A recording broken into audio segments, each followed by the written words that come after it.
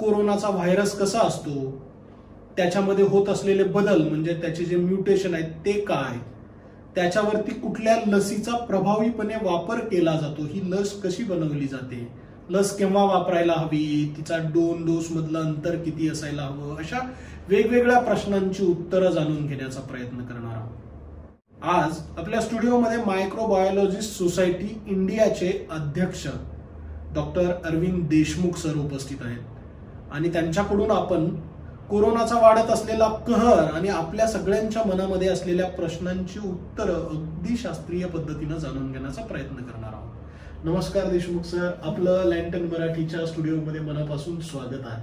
नमस्कार. नमस्कार. आणि आज आपण देशभरातील नव्हे तर जगातील सगळे जे मराठी लँटन मराठी पाहणारे जे सगळे श्रोते आहेत त्यांच्यासाठी त्यांच्या मनामध्ये जे काही छोटे छोटे प्रश्न आहेत ते जाणून घेण्याचा, त्या प्रश्नांची उत्तरं देण्याचा प्रयत्न या आपल्या मुलाखतीमधून करण्याचा प्रयत्न करूयात. सगळ्यात सुरुवातीचा प्रश्न असा की लसीकरणामुळे कोरोनाचा वाढत असलेला जो एकूण विळखा आहे त्याच्यावरती खरोखर नियंत्रण येईल?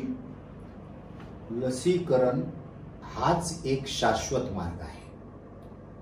याचं कारण आज कोरोनाचा कहर एवढा जगभर आहे की अनेक देश आज त्या विळख्यात सापडले. आणि मग आपण मास्क वापरणं, हाताला सॅनिटायझर लावणं, सोशल डिस्टन्सिंग, हे सगळं आपण सांगत आलोय, वर्षभर सांगत आलोय. पण समाजाकडून तितक्या गंभीरपणे त्याची दखल घेतली गेली नाही हे आपल्याला चित्राचं दिसतंय. कोरोनाचे रुग्ण वाढत आहेत आणि इतके वाढत आहेत की कल्पनेच्या बाहेर वाढत आहेत. तर हे जर थांबवायचं असेल तर लसीकरण हाच एक मार्ग आहे ज्यातून आपण बाहेर पडू शकतो. हा शाश्वत म्हणजे हा खरा मार्ग आहे का प्रश्न पडतो. तर जगातल्या काही देशांनी हे दाखवून दिलंय. उदाहरणार्थ युके मध्ये आज लसीकरण झाल्यामुळं एकदम तिथला वेग एकदम कमी झालाय. इस्रायलमध्ये जवळजवळ त्यांनी अत्यंत शून्यावर आणण्याचा प्रयत्न केलाय. अमेरिकेमध्ये देखील लसीकरणाचा वेग बऱ्यापैकी कमी झालाय केवळ लसीकरणामुळे. म्हणजे ज्या ज्या देशात लसीकरण चांगल्या प्रकारे फास्टली बाहेर म्हणजे झालं त्या देश हळूहळू बाहेर पडताना आपल्याला दिसत आहे. आणि याच्या आधीचे जे रोग होते त्या रोगाला सुद्धा फक्त लसीकरणानेच हद्दपार केलंय. याच्या आधी उद्रेक झाले होते की नाही, महामारी आल्या होत्या की नाही. मग ह्या सगळ्या महामारी आज का दिसत नाहीत? केवळ लसीकरणामुळे. एवढंच की त्या लसी आपण लहानपणीच घेत होतो, आता ही लस मोठेपणी घ्यायची वेळ आपल्यावर आलेली आहे. पण लसीकरण हाच एक मार्ग आहे, दुसरा कुठलाही मार्ग आज उपलब्ध नाही. बर सर, सगळ्यांच्या मनामध्ये प्रश्न येतो की लस टोचून घेतल्यामुळे त्रास जाणवायला लागलाय किंवा लस घेतल्यामुळेच आम्हाला कोरोना झाला की काय, अशी भीती अनेकांच्या मनामध्ये आहे. या भीतीबद्दल आपण काय सांगाल? कसं आहे की लस घेतल्यानंतर जर एखाद्याला त्रास झाला, माझ्या मित्रांची मला फोन येतात की टेम्परेचर आले, थोडं कणकण आली, अंग दुखू लागलंय, झोपून राहावंसं वाटतंय. मी त्याला हसून त्याचं अभिनंदन करतो. याचं कारण की अशी जर रिॲक्शन आली असेल त्याचा अर्थ लसीनं काम सुरू केलंय. ओके, त्याच्याशिवाय रिॲक्शन येत नाही. म्हणजे तू लकी आहेस की लसीनं काम लगेच सुरू केलंय. लँटन मराठीच्या सगळ्या श्रोत्यांनी आवर्जून या मुद्द्याकडे लक्ष द्यायला हवं. सर जे सांगतायत त्याच्याकडे, तुम्ही जर लस टोचून घेतली असेल आणि तुम्हाला कणकण आली असेल, अंग दुखायला लागलं असेल, थोडं अस्वस्थ वाटत असेल, याचा अर्थ लसीनं तुमच्या शरीरावरती सकारात्मक काम करायला सुरुवात केली. बरोबर आहे. आणि माझं म्हणणं पुन्हा असं पडतं लोकांना की तुम्ही आजच काय विचार करता. लहानपणी ज्यावेळेस घरातल्या लेकराला तुम्ही लस देत होता तेव्हा त्याला तिथं लालसर जागा होत होती, त्याला ताप येत होता, 2 दिवस त्याच्या दंडाला शेकत होता. हे तुम्ही डोळ्याने बघत आलाय. आणि मग या लसीच्या बाबतीत सुद्धा तेच होणार आहे. मग त्याची भीती बाळगण्याची काहीही कारण नाही. दुसरा प्रश्न तुमचा हा लोकांच्या मनात बराचसा आहे की लसीमुळे कोरोना होतो का. तर हे कल्पनेच्या पलीकडे हा विचार आहे. याचं कारण लसीमध्ये कुठलेही जिवंत विषाणू कधीच टाकले जात नाहीत, चुकूनही टाकले जात नाहीत. त्यामुळं लसीमुळं फक्त रिॲक्शन येते, पण कोरोना व्हायची शक्यता दुरोगामी सुद्धा नाही. त्यामुळं तुम्ही लस घेतली, थोडे बिनधास्त झाला, गावात फेरफटका मारून आला, तुम्हाला कोरोना झाला. कोरोना का झाला तर बाहेर हिंडल्यामुळे झाला, लसीमुळे झाला नाही. पण तुम्ही दोष देता की 4 दिवसाखाली मी लस घेतली होती आणि आज कोरोना झाला. तर लसीमुळे कोरोना कधीही होत नसतो. लस ही आतापर्यंत 30 लसी आतापर्यंत उपलब्ध आहेत जगभरात एकूण. आतापर्यंत ह्या सगळ्या आपण घेत आहोत आणि बिनभोगाट घेतो आलो. कधी विचारलं नाही. कुत्रा चावल्यानंतर घेणारी लस स्वतः माणसं वाचतात, मरणापासून वाचतात. तसं याच्यात देखील 100% मरणापासून वाचणार आहेत. लस घेतल्यानंतर तुम्ही 100% वाचणार आहेत हे विज्ञान सांगत आहे. मग असं असताना घाबरून शंका कुशंका इतके लोक काढू लागले की मला हसू येतंय की अरे याच्या आधी 29 लसी झाल्या, तिथं शंका कुशंका नाही काढल्या, आणि आज या लसीच्या बाबतीत तुम्ही काय शंका काढू लागलाय? ही लस काम करणार आहे, तुम्हाला वाचवणार आहे. प्रत्येकाने लस घेणं हे त्यांचं राष्ट्रप्रेम म्हणून आणि घरची जबाबदारी म्हणून 2 गोष्टी सांगतो. तुमच्या घरातल्या लोकांवर तुमचं प्रेम आहे का? लस घ्या. तुमच्या देशावर तुमचं प्रेम आहे का? लस घ्या. लस ही आवश्यक आहे. सर, आणखी एक महत्वाचा प्रश्न असा की लस टोचून घेतली, लस टोचून घेतल्यानंतर त्याच्या शरीरामध्ये अँटीबॉडीज तयार होतात. ह्या अँटीबॉडीज म्हणजे काय आणि अँटीबॉडीज तयार होण्याचा कालावधी किती दिवस असतो? लस टोचून घेतल्यानंतर जी ही अँटीबॉडी तयार होतात आपल्या शरीरात, त्याचा कालावधी नेमका काय असतो? लस ज्यावेळेस आपण टोचतो म्हणजे थोडक्यात विषाणू आत शिरला तशीच प्रक्रिया सुरू होते. फक्त आपल्या शरीराला कळत नाही की तो विषाणू जिवंत आहे का मेलेला आहे. आपण लस सोडतो म्हणजे काय करतो? मेलेला विषाणू शरीरामध्ये सोडतो. पण आपलं शरीर फसतं, त्याला असं वाटतं की कुणीतरी शत्रू आलाय आणि मग ते अँटीबॉडीज तयार करायला सुरुवात करतात. म्हणजे काय अँटीबॉडीज? अँटीबॉडी याचा अर्थ सैनिक. त्याला स्पेसिफिक म्हणतात. ते सैनिक फक्त कोरोना व्हायरसलाच मारतील, ते निमोनियाच्या जीवाणूला मारणार नाहीत, ते टीबीच्या जीवाणूला मारणार नाहीत. ते स्पेसिफिक असतात की ते फक्त कोरोना विषाणूलाच ओळखू शकतात आणि त्याला धरून पकडून मारू शकतात. अशा अँटीबॉडी तयार करण्याची क्षमता आपल्या शरीरामध्ये असते. पण ती उद्दीपित होण्यासाठी कालावधी लागतो. किती कालावधी लागतो आपण विचारलंय तर सर्वसाधारणपणे असं सांगतात की 21व्या दिवशी कोरोनाच्या अँटीबॉडी तयार व्हायला सुरुवात होते. आम्ही तर सर्वसाधारण असं म्हणतो की 15 दिवसामध्ये अँटीबॉडी तयार व्हायला सुरुवात होते आणि 20-21 दिवशी त्या बऱ्यापैकी असतात. म्हणजे थोडक्यामध्ये मला असं सांगायचंय, तुम्ही लस घेतली तर कोणत्या दिवशी तुम्ही बाहेर थोडे हिंडू शकता रिलॅक्स हो, तर कमीत कमी 15 दिवस तुम्ही ससेप्टेबल आहात. ओके. म्हणजे लस जरी घेतली तरी 15 दिवस तुमच्या शरीरात अँटीबॉडीज नाहीये, तुम्ही जपायला पाहिजे. 21 दिवसानंतर अँटीबॉडीज तयार होतील आणि एकदा अँटीबॉडीज तयार झाल्यानंतर पुन्हा दुसरा प्रश्न तुमच्या आधीच मी विचारून घेतोय की चुकून कोरोना झाला तर 21व्या दिवसानंतर. अनेकांच्या मनामध्ये असा प्रश्न असतो की मी लस टोचून घेतली किंवा अमक्या फलाण्यानं लस टोचून घेतल्यानंतर सुद्धा त्याला कसा काय कोरोना झाला. तर त्याच प्रश्नाचं उत्तर सरांकडून जाणून घेऊ की लस टोचून घेतली पुन्हा कोरोना झाला तर. मी पुन्हा प्रश्न एक विचारू इच्छितो की तुम्ही बीसीजीची लस घेतली का लहानपणी? घेतली. दंडावर खुणा आहे. बीसीजीची कशासाठी घेतलीये? ट्युबरक्युलोसिस होऊ नये. आज ट्युबरक्युलोसिस लोक मरत नाहीत का? म्हणजे त्यावेळेस हा प्रश्न विचारला नाही की बीसीजीची लस घेऊन देखील मला ट्युबरक्युलोसिस का झाला.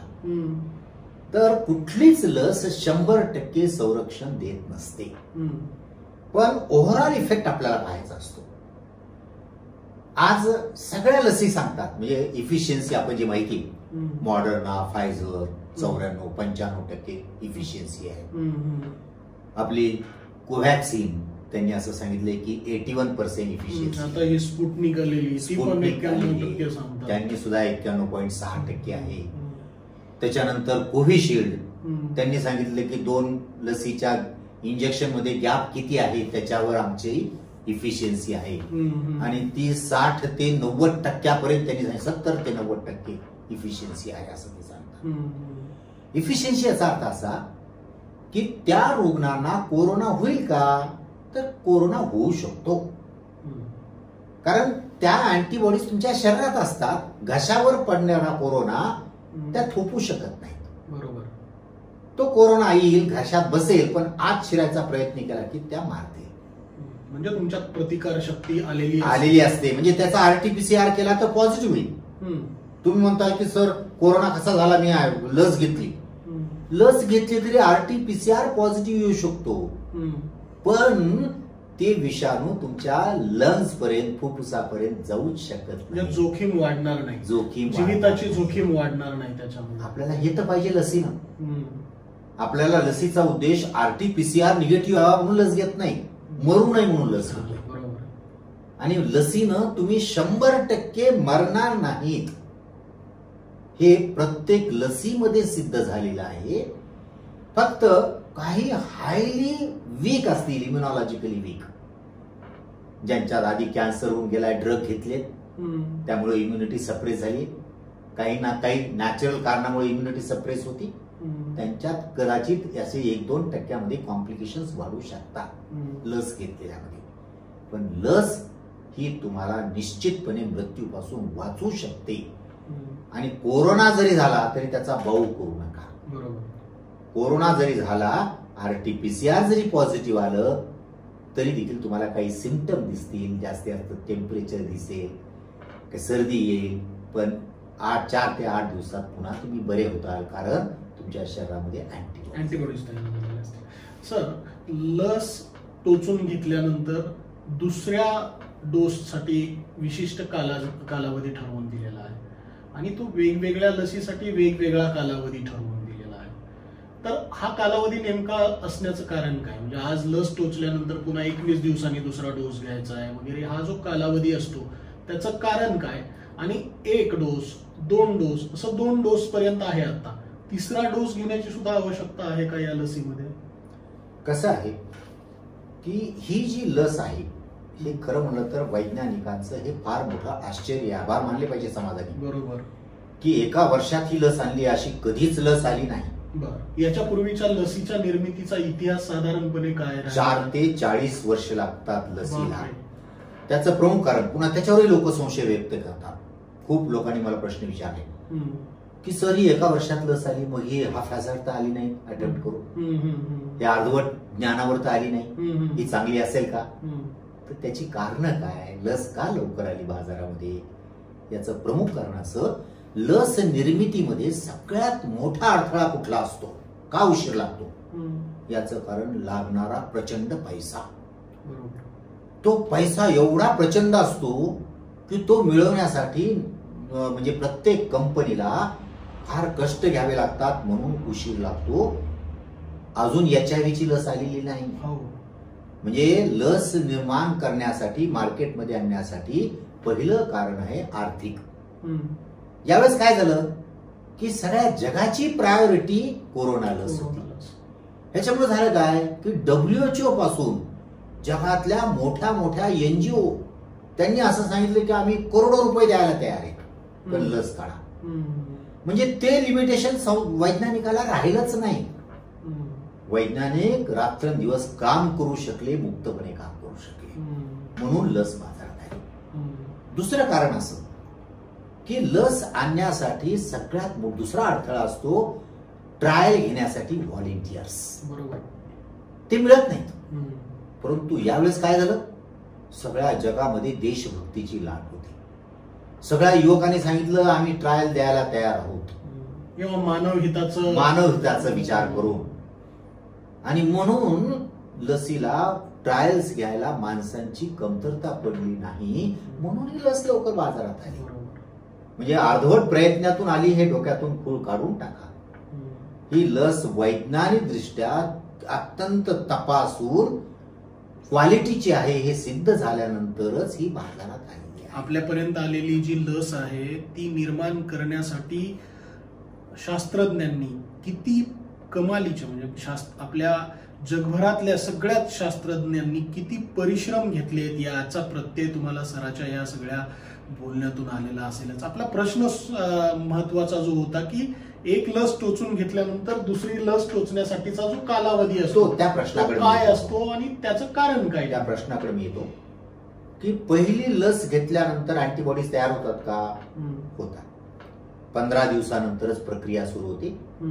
21व्या दिवसापर्यंत अँटीबॉडीज तयार होतात. आणि आपल्या शरीरातले जे वेगवेगळे ऑर्गन असतात त्याला ट्रेनिंग मिळतं. त्याला म्हणजे लस कशी निर्माण करायची, कोणाच्या विरोधात निर्माण करायची त्याला ते कळलेलं असतं. मग हे तयार होणारे जे अँटीबॉडीज असतात ह्या कदाचित 2 महिने टिकतात, 3 महिने टिकतात. त्याच्यानंतर पुन्हा ह्या डिझॉल्व्ह होतात शरीरामध्ये आणि राहत नाहीत ब्लडमध्ये. मग त्याला पुन्हा आठवण करून देण्यासाठी ऑर्गनला दुसरा डोस द्यावा लागतो. मग तो दुसरा डोस किती कालावधीचा द्यायचा हे वैज्ञानिक वेगवेगळ्या ट्रायल्स घेऊन ठरवत असतात. जसं कोविशिल्ड वाल्यांनी आधी सांगितलं की 28 दिवसानंतर घ्या आणि नंतर मात्र त्यांनी बदललं आणि त्यांनी सांगितलं की 90 दिवसापर्यंत घेतलं तर जास्त परिणाम दिसतो. म्हणजे तितका कालावधीपर्यंत अँटीबॉडीज शरीरात राहतात आणि 90 दिवसानंतर परिणाम चांगला दिसतो. हे का दिसलं? त्यांच्या ट्रायल मध्ये. त्याच्यासाठी ट्रायल घ्यावे लागतात आणि ट्रायल घेतल्यानंतर कुठला कालावधी हे वैज्ञानिक सांगू शकत नाही. ते प्रयोग घेतल्यानंतर कुठल्या कालावधीनंतर त्यांना ट्रायल घेतल्यानंतर दिसतं आणि मग ते सांगतात. जसं कोविशिल्ड वाल्यांनी सांगितलं कालावधी वाढवा परिणाम चांगला दिसेल. बरोबर. म्हणजे कोविशिल्डचा हा कालावधी आहे, कोव्हॅक्सिनचा 28 दिवसाचा कालावधी आहे, तर स्पुटनिकचा 21 दिवसाचा कालावधी आहे. म्हणजे प्रत्येक लसीचा कालावधी हा वेगळा वेगळा आहे त्यांनी केलेल्या प्रयोगानुसार. आता तिसरी लस घ्यावी का नाही, तिसरा डोस गरजेचा आहे का, अजून त्याच्यावर प्रयोग चालू आहे. आणि तिसरा डोस घेतल्यानंतर खरंच इम्युनिटी वाढते का, दुसरा डोस घेतल्यानंतर किती दिवस अँटीबॉडी शरीरात राहतात, अजून त्याच्यावर सिद्ध झालेलं नाही, प्रयोग झालेला नाही, त्याचा डेटा अजून आलेला नाही.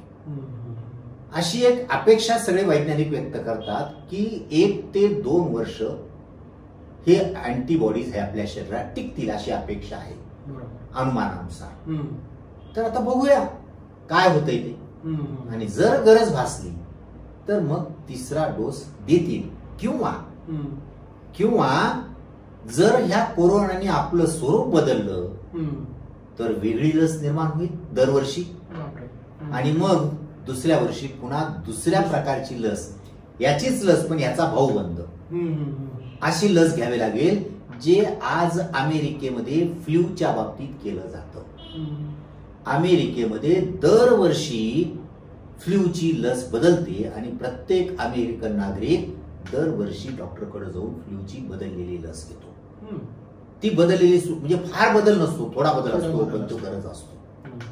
तर ते सगळं आता संशोधनातून सिद्ध होईल. याला जोडून आणखी एक प्रश्न आहे जो अनेकांच्या मनामध्ये आहे खरं तर, की मी लस टोचून घेतली आणि माझा अहवाल बाधित आला किंवा मला कोरोना झाला. लस टोचून घेतल्यानंतर मला कोरोनाची लागण झाली, तर मग दुसरी लस मी टोचून घ्यायची का आणि किती दिवसांनी टोचून घ्यायची? अगदी बरोबर. हा प्रश्न खूप लोकांच्या मनात आज आहे की मी पहिला डोस घेतला, दुसऱ्यांदा इन्फेक्शन झालं, मग तो दुसरा डोस समजू नये का, आणि मग मी दुसरा डोस घ्यायचीच गरज नाही का, आणि जर घ्यायचा असेल तर केव्हा घ्यावा?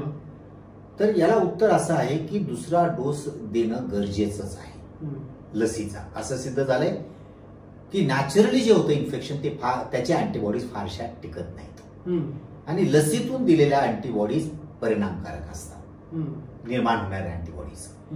त्यामुळे दुसरा डोस घेणं गरजेचं आहे. पण केव्हा घ्यावी? तर सर्वसाधारणपणे आज वैज्ञानिक असं म्हणतात की तुम्हाला इन्फेक्शन झाल्यानंतर, बरं झाल्यानंतर 1 महिन्यानी दुसरा डोस घ्यावा. म्हणजे दुसरा डोस घ्यावा का तर घेणं गरजेचंच आहे, पण थोडा कालावधी जाऊ द्यावा की 1 महिन्यामध्ये त्या अँटीबॉडीज एकदम कमी येतात आणि त्या कमी झाल्या, बंद झाल्या, दुसरा डोस तुम्ही घेऊ शकता. पण तशा व्यक्तीनं देखील दोन्ही डोस देणं गरजेचंच आहे. कारण दुसरा डोस ही तुमची इम्युनिटी वर्षभर, 2 वर्ष का 5 वर्ष, कदाचित 5 वर्षही असेल, माहीतच नाही आज. कारण DBची लस जी आहे ती एकदा घेतली की आयुष्यभर घ्यायची गरज नाही. म्हणजे कदाचित आयुष्यभरात सुद्धा मॅजिक जर असेल तर कदाचित आयुष्यभरात आज माहीतच नाही त्याच्याबद्दल. तर तोपर्यंत दुसरा डोस घेणं गरजेचं आहे. पटकन प्रभाव साधला जावा याच्यासाठी दोन्ही लशींना एकत्रित करून कॉकटेल करून त्या लसी टोचल्या जाव्यात असा एक प्रवाद समोर येत आहे. त्याच्याबद्दल नेमकं आता जगामध्ये काय सुरू आहे आणि अशा पद्धतीनं यापूर्वीही कधी केलं गेलेलं आहे का? तसा प्रयोग नाही झालेला. परंतु आता हा प्रवाह आलेला आहे की 2 लसीचं कॉकटेल करून आपण करू शकतो का. तर एक निमोनियामध्ये थोडं सर्वसाधारणपणे आहे की वेगवेगळ्या प्रकारच्या लसी एकत्र करतात. आता याच्यावर संशोधन चालू आहे. अजून नेमके त्याचे परिणाम सिद्ध झालेले नाही. परंतु शास्त्रज्ञाचं म्हणणं असं आहे की हे शक्य आहे. वेगळ्या वेगळ्या प्रकारच्या लसी एकत्र करून कॉकटेल करून या लसीचा आपल्याला जास्त परिणाम साधता येऊ शकेल का. तर शास्त्रज्ञाचं म्हणणं थोडंसं सकारात्मक आहे, पॉझिटिव्ह आहे. हे होऊ शकेल, पण आज प्रयोग अजून झालेले नाही. प्रयोग करतायत, वैज्ञानिक करतायत, पण त्याचे अहवाल अजून आलेले नाहीत, रिझल्ट अजून नाही. तर भविष्यामध्ये कदाचित हे होण्याची शक्यता आहे. पण आज तरी तसा प्रयत्न करू नये. तुम्ही कोविशिल्ड वॅक्सिन घेतला, पहिला डोस घेतला असेल, दुसरा डोस कोविशिल्डचाच घ्या. पहिला कोवॅक्सिनचा घेतला असेल तर दुसरा कोवॅक्सिनचा घ्या. पण आणखी हे पण सांगितलं जातं की मला कोवॅक्सिन नको, कोविशिल्डच हवी आहे किंवा भारतीय बनावटीचीच मला हवी आहे. म्हणजे लसीकरणात सुद्धा नको तिथे राष्ट्रवाद आणला जातोय. नाही, सगळ्यात महत्वाचं कारण असं की हा जो सगळा समाज आहे हा सतत डिजिटल मीडियावर अवलंबून असतो. आणि त्यांना नॉलेज देणारे कोण, तर डिजिटल मीडियाचे युट्यूब किंवा व्हॉट्सअपवर येणारे मेसेज. मग सुरुवातीला आपल्याकडे ट्रेंड काय होता, कोवॅक्सिनची 3rd फेज झाली नाही, मग कोवॅक्सिन नको कोविशिल्ड घेऊ असं म्हणणारा समाज फार मोठा होता, खूप मोठा. म्हणजे सुशिक्षित वर्गातून सुद्धा अशा प्रतिक्रिया यायच्या. पुढे काय झालं की UK मध्ये आणि फ्रान्स, नॉर्वे मध्ये कोविशिल्डवर बंदी आणली. अरे बापरे. का बंदी आणली, तर ब्लड क्लॉट होत आहेत असं त्यांचं म्हणणं होतं.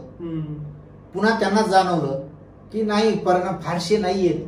या 2.5 लाखामध्ये एखाद्याला ब्लड क्लॉट होतं आणि फार कमी रुग्ण सापडतात. मग त्यांनी परवानगी दिली. फक्त काही लोकांनी, काही देशांनी अशी अट घातली की 60 वर्षाच्या खालच्यांना आम्ही ही लस देणार नाही. काही देशांनी 50 वर्षाच्या देणार नाही. तर काही 2-4 देशांनी आजही बंदी घातली आहे त्याच्यावर. पण जगामध्ये मोठ्या प्रमाणावर कोविशिल्ड वापरतात. पण हे मेसेजेस लोकात आले की लोकांनी आता सुरू केलं की कोविशिल्ड मी घेणार नाही, आता कोवॅक्सिन चांगली. त्याला कुठलाही तार्किक आधार नाही. त्यामुळं तुम्हाला जी लस मिळेल ती लस तुम्ही घ्यावी. आता आपल्याकडे 45 वयोगटावरील सगळ्या नागरिकांना लसीकरण केलं जात आहे आणि जगातील सगळ्यात मोठी लसीकरण मोहीम म्हणून भारताकडे पाहिलं जात आहे.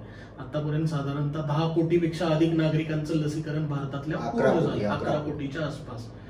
अमेरिकेच्या जो बायडन सरकारनं, गव्हर्नमेंटनं असं जाहीर केलं की आता येणाऱ्या मे मध्ये ते 18 वर्ष वयोगटापासून सगळ्यांनाच लसीकरण करणार आहे.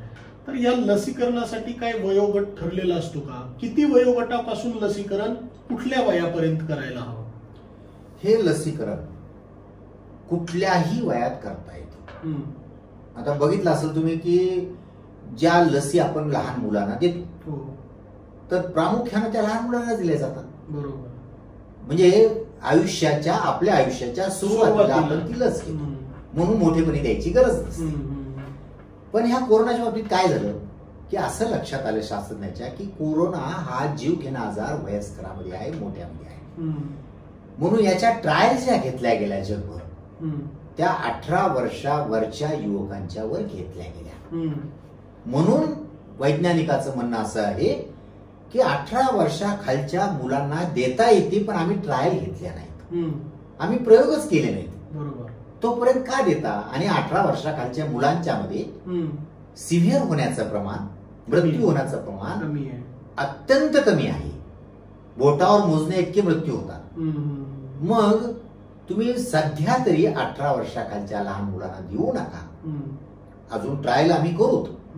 त्या केल्यानंतर मग 18 वर्षाखालच्या मुलांना काहीही वाईट परिणाम होत नाही, हे सिद्ध झालं तर मग आम्ही परवानगी देऊ.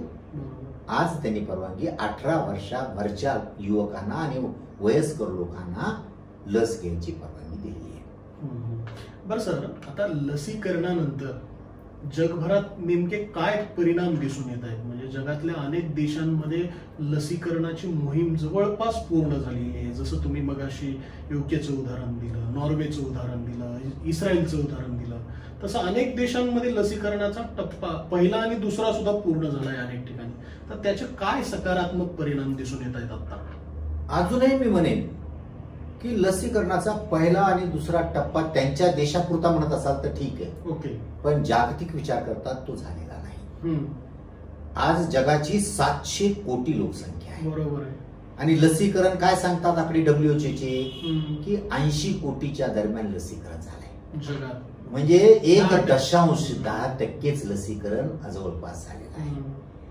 त्यामुळं अजून त्याचे परिणाम एवढे सकारात्मक दिसणार नाहीत. हे केव्हा दिसतील? कमीत कमी 50% लसीकरण व्हायला पाहिजे. तर काही देशांच्या अंतर्गत हे 50% लसीकरण झालं, त्यांना परिणाम दिसू राहिले. अगदी उदाहरण सांगितलं की इस्रायल देश छोटा आहे, त्यामुळे त्यांनी लसीकरण पटकन करून घेतलं. दुबई सारख्याने पटकन लसीकरण करून घेतलं. त्याच्यानंतर अमेरिकेने चांगल्या पद्धतीनं लसीकरण करून घेतलं. त्यांची लोकसंख्या सुद्धा खूप आहे, परंतु बऱ्यापैकी स्पीडनं त्यांनी करून घेतलं. याचं कारण मॉडर्ना आणि फायझर नावाचे जे त्यांच्याकडे लसी आहे, त्या लसी त्यांनी देशाबाहेर जाऊच दिल्या नाहीत. आधी आमचा देश मग बाहेरचा. आपल्याकडं फक्त हक्क कोणावर आहे? कोवॅक्सिनवरच फक्त आपला हक्क आहे. कोविशिल्ड जरी भारताची आहे असं म्हणत असलो तरी ती टेक्नॉलॉजी भारताची नाही, फक्त उत्पादन भारतात होते. हे लोकांना लक्षातच येत नाही. त्यामुळे आपला हक्क कोविशिल्डवर आपल्या देशाचा फारसा हक्क नाही. त्याच्या कमिटमेंट जगाशी आधीच झालेले आहे. कारण ॲस्ट्राझेनिका आणि ऑक्सफर्ड हे एक अमेरिकेतलं आणि एक UK मधलं, त्यांचे अधिकार त्या लसीवर आहे. त्यामुळं आपण बंधनं घालू शकत नाही. म्हणून आपल्या हातात फक्त एकच लस हे बंधन घालण्यापुरती, तो कोवॅक्सिन. तसं अमेरिकेत झालं नाही. अमेरिकेमध्ये फायझर, मॉडर्ना त्यांच्याकडेच तयार होत असल्यामुळे त्यांनी बंधनं घातली आणि पटकन लसीकरण करून घेतलं. तेव्हा लसीकरण लवकरात लवकर करून घेणे आणि आता जसजसा वेळ जाईल तसतशी गती वाढेल. अगदी उदाहरण द्यायचं म्हणलं तर कालच भारतामध्ये मुंबईला लसीकरणाची परवानगी देण्यात आली. Haffkine institute. म्हणजे अजून त्याच्या लस बाहेर यायला 3 महिने लागतील. स्पुटनिकला परवानगी दिली आहे, सांगितलंय जून मध्ये ती लस बाजारात येईल. भारतामध्ये देखील मॉडर्ना आणि फायझरला परवानगी दिली आहे. त्याचं लसीकरण बाजारात यायला 3 महिने लागतील असं त्यांनी सांगितलंय. त्याची मर्यादा आहे. ती लस जरी आली तरी ती 0 डिग्री सेंटीग्रेडच्या कमी टेम्परेचरला ती मेंटेन करावी लागते. ग्रामीण भागात ती सुविधा नाही, पण ऍटलिस्ट मेट्रोपॉलिटन सिटीमध्ये त्या सुविधा असतात. तिथं तरी फायझर आणि मॉडर्नाचे फायदे होते. म्हणजे नजीकच्या काळामध्ये हा जो लसीकरणावरून निर्माण झालेला तुटवड्याचा प्रश्न आहे तो बऱ्यापैकी कमी होतो, पण त्याला 2-3 महिने तरी लागतील. 3 महिन्यानंतर गती येईल. तोपर्यंत शासनाला आहे त्या लसीवर भागवावं लागेल आणि लसीकरणाचा वेग मेंटेन करावा लागेल. मेंटेन जरी झाला तरी खूप झालं. बाजारामध्ये भीती निर्माण झाली की बाजारातून त्याचा गैरफायदा वेगात घ्यायला सुरुवात होते आणि कोरोनाच्या बाबतीत तर हे सर्रास जाणवतंय सगळीकडे. लागण झाल्या RT-PCR करा, HRCT करा, D-डायमर करा, वेगवेगळ्या चाचण्या करा, अशी एक भली मोठी चिठ्ठी तुमच्या हातात दिली जाते. आपण स्वतः सूक्ष्मजीवशास्त्रज्ञ आहात, कोरोनाचा व्हायरस, त्याच्या संरचनेत होत असलेले बदल, लसीचा प्रभाव आणि फुफ्फुसावर त्याचा होणारा परिणाम हे सगळं आपल्याला माहिती आहे. हे जे सध्या सुरू आहे बाजारात सगळं, या अनुषंगानं तुम्हाला काय वाटतं ना? अगदी 100% मला मान्य आहे की आज भीती निर्माण केली जाते. मी पुन्हा म्हणजे जपून शब्दप्रयोग वापरतोय. भीती निर्माण केली जाते. एखाद्या लहान मुलाला काळ्या कुट्ट अंधारात घेऊन जायचं आणि त्याला भूताच्या गोष्टी सांगायच्या, म्हणजे तो किती घाबरेल. तशी परिस्थिती आज बाजारामध्ये आहे, दुर्दैवानं आहे. त्यात सगळेच फॅक्टर आहेत, एकावर फक्त दोष देता येणार नाही. बरोबर. काही डॉक्टरांची पैसे कमवण्याची प्रवृत्ती, त्यातून फायदा काही कंपन्याचा, फार्मास्युटिकल कंपन्याचा, यातून फायदा कसा उकळता येईल. तसेच काही कंत्राटदार बेड तयार करण्यासाठी फायदा कसा उचलता येईल. आणि काही मीडिया की साध्या बातमीचं मोठ्या स्वरूपात कसं भीती घालून लोकांना घाबरवता येईल. अशा प्रकारे सगळ्यांचेच प्रयत्न चालू आहेत, यातून भीती निर्माण होते. मी सगळ्या लोकांना मी सांगेन, सगळ्या नागरिकांना मी सांगेन की कोरोना हा सर्दी पडशासारखा आहे का, तर आहे. पुन्हा पुन्हा मी सांगतो, पण केव्हा योग्य ती काळजी घेतली तर. कशी योग्य ती काळजी की कोरोना आज सगळ्यांचा आरोप एकच आहे, म्हणजे प्रत्येक डॉक्टरांचा आरोप आहे.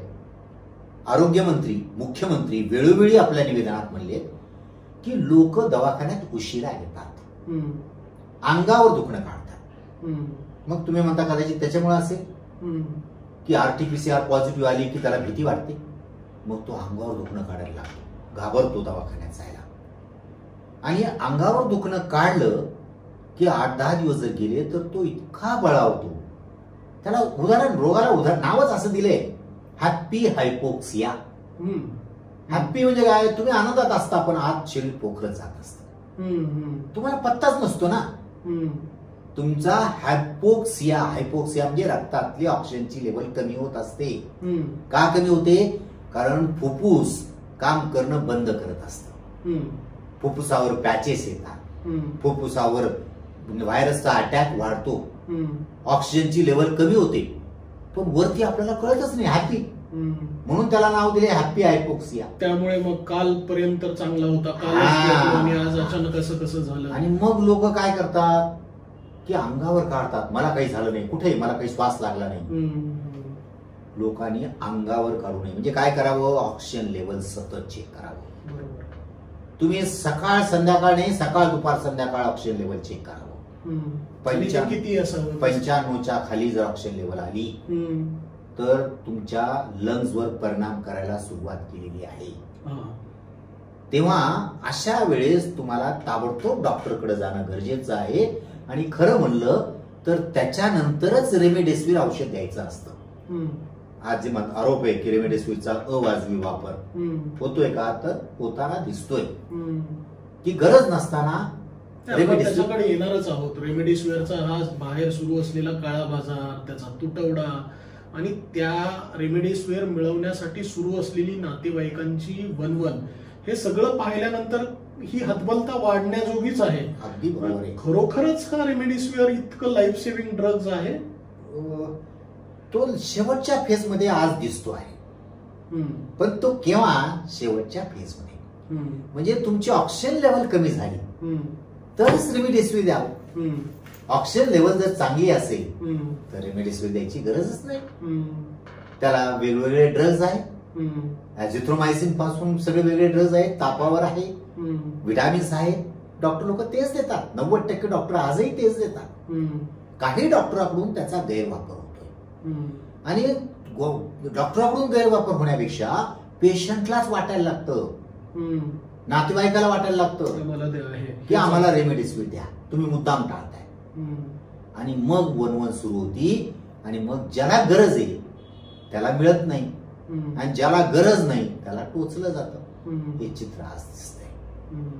तेव्हा माझी पुन्हा विनंती आहे सगळ्या लोकांना की तुम्हाला कोरोना झाला तर घाबरण्याचं काहीही कारण नाही. पहिली गोष्ट, तुमचं वय काय आहे, तुम्ही जर 60च्या आत असाल आणि तुम्हाला जर कोमॉर्बिडिटी नसेल तर 100% या कोरोनाचा वाईट परिणाम होणार नाही.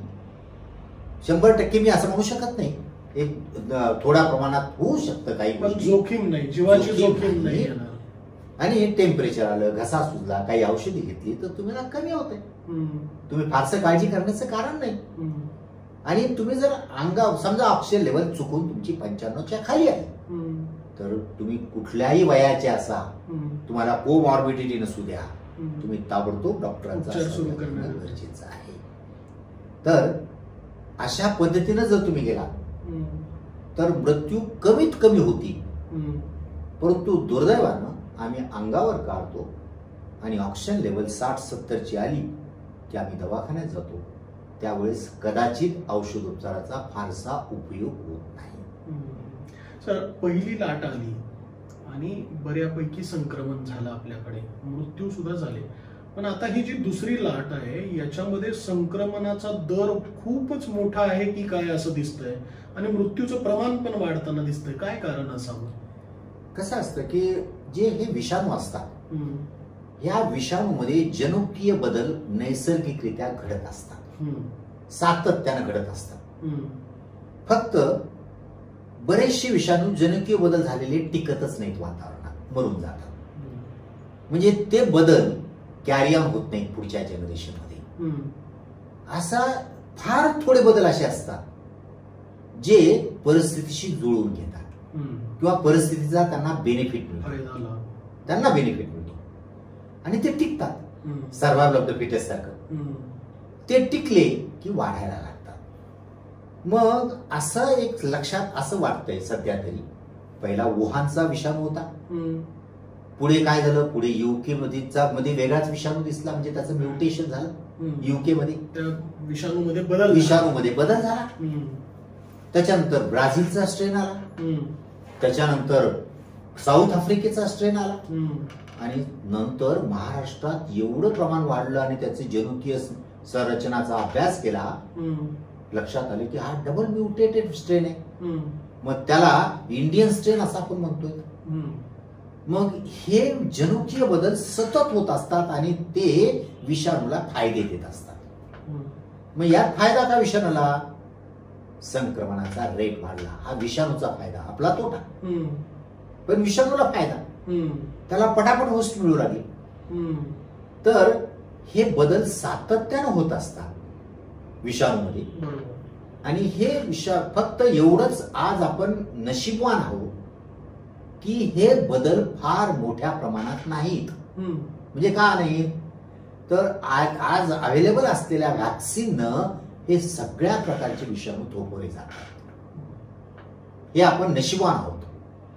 पण अजून वर्षांनी, अजून 2 वर्षांनी असा विषाणू येण्याची शक्यता आहे की या व्हॅक्सिनला सुद्धा तो दाद देणार नाही.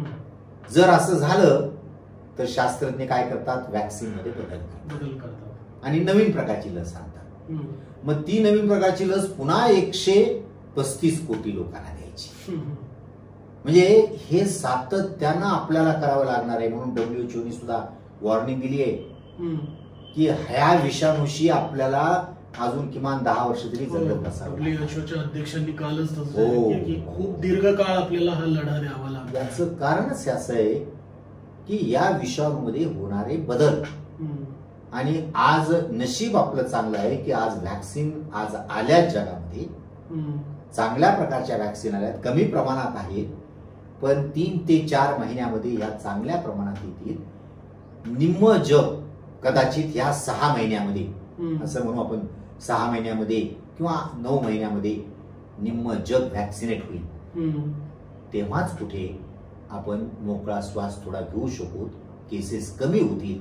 जसं मध्यंतरी पूर्ण भारतामध्ये केसेस इतक्या कमी आल्या होत्या की आपल्याला वाटत होतं की कोरोना जातो का काय, तशी अवस्था पुन्हा येऊ शकते, पण त्याला 6 ते 9 महिने लागतील असा अंदाज आहे. लसीकरणामुळे आपल्या शरीरावर काही परिणाम होतात का? लस टोचून घेतल्यामुळेच कोरोना होतो का? लस घेतल्यामुळे मला त्रास जाणवतोय, असे जे वेगवेगळे प्रश्न आपल्या सगळ्यांच्या मनात होते, या सगळ्या प्रश्नांची समाधानकारक आणि अगदी शास्त्रीय पद्धतीनं उत्तरं जाणून घेण्याचा प्रयत्न आपण केला. मायक्रोबायोलॉजिस्ट सोसायटी इंडियाचे अध्यक्ष सन्माननीय डॉक्टर अरविंद देशमुख सरांनी आपल्या मनातल्या सगळ्या प्रश्नांना अगदी सविस्तर अशी उत्तरं दिलेली आहेत. लँटन मराठीच्या स्टुडिओमध्ये येऊन आपण कोरोनाच्या अनुषंगानं अनेकांच्या मनामध्ये असलेले जे संभ्रम आहेत लसीकरणाच्या अनुषंगानं ते दूर केले. अगदी खूप अभ्यासपूर्ण माहिती सगळ्यांच्या समोर व्यक्त केली. त्याबद्दल मी आपलं लँटन मराठीच्या वतीनं आणि सगळ्या श्रोत्यांच्या वतीनं मनापासून आभार मानतो. धन्यवाद सर. धन्यवाद. या व्हिडिओमुळं काही लोकांच्या मनातली भीती जर गेली आणि काही लोकांना वेळीच दवाखान्यात गेले आणि 2 लोकांचे जरी मृत्यू असले तरी मी समजेन की या व्हिडिओचं फार मोठं यश आहे. तुम्हाला सरांनीच आवाहन केलं तर हा व्हिडिओ कसा वाटला आपल्या प्रतिक्रिया आवर्जून कळवा. आणि अशा पद्धतीची अनाठाई भीती जर कोणी बाळगून असतील तर त्याच्यापर्यंत हा व्हिडिओ नक्की पोहोचवा. लाईक, शेअर, कमेंट करायला विसरू नका. लँटन मराठीच्या फेसबुक, ट्विटर, इंस्टाग्राम पेजला फॉलो करा आणि युट्यूब चॅनलला सबस्क्राईब करायला विसरू नका. पाहत राहा लँटन मराठी.